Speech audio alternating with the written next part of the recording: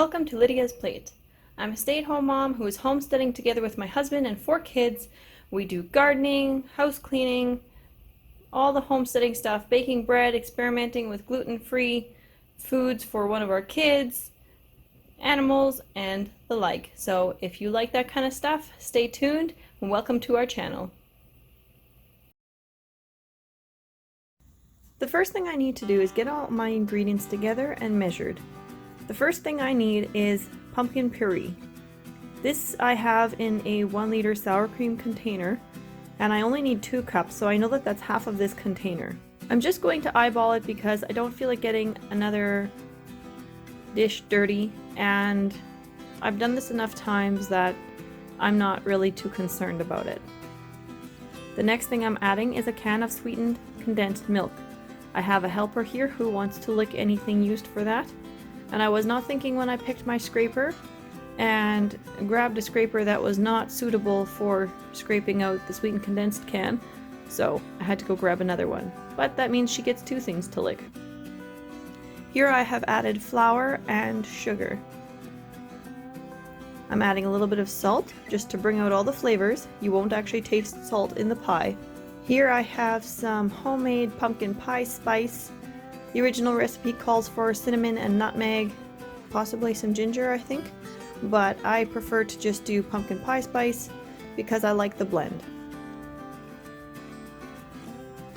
Next I'm adding 4 eggs. It looks like 4 eggs, it's really more like 3, which is what the recipe calls for, just because we had some small eggs still from our chickens that were starting to lay. I've cracked these eggs into a bowl separately at a time just because I have had the experience a long time ago of finding a bad egg, and I had cracked it right into my other ingredients and then that was all ruined. So I now like to just be on the safe side, err on the side of caution, and crack each egg separately into a bowl. This is also useful in case I happen to drop a piece of eggshell in there. It's very easy to see in the bowl, and then I can get it out. So there we go. This makes a full 9-inch deep dish pie.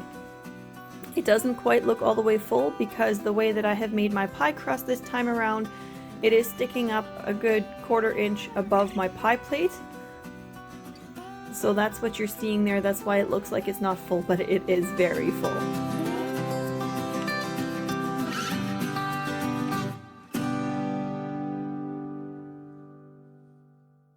Into the oven it can go to bake at 350 degrees Fahrenheit for approximately an hour. And when that is all done, then we will come back and take a look at it. In the meantime, I'll clean up these eggshells and wipe the island.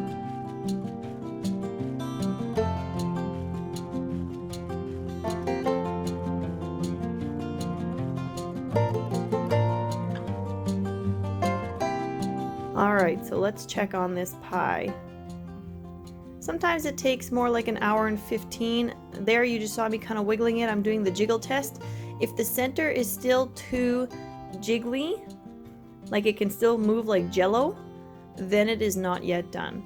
And this is what a piece of pie looks like. Hope you guys have enjoyed this video. Thank you so much for watching. Please subscribe. Hit that bell if you want to be notified if you want to see more of our videos, and the thumbs up if you liked it, and I look forward to bringing you more ideas of what to put on your plate. Bye guys!